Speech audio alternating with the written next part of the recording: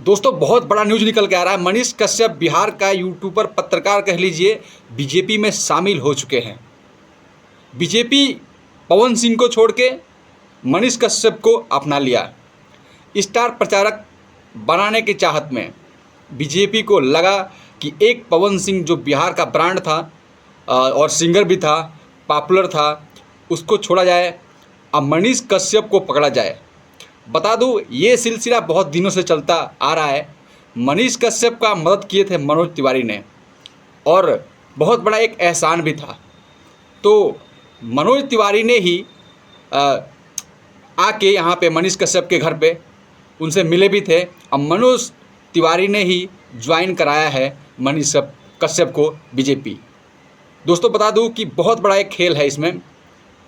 बिहार में कोई स्टार प्रचारक नहीं था, इसीलिए मनीष कश्यप को बीजेपी में शामिल कराया गया और आगे रणनीति बनाया गया। इस चीज़ का रणनीति बनाने का मतलब यही है कि भोजपुरी में और बिहार में एक ब्रांड मनीष कश्यप जो था वो आगे आया और आगे आके अब बीजेपी को मजबूत करने का कोशिश करेगा।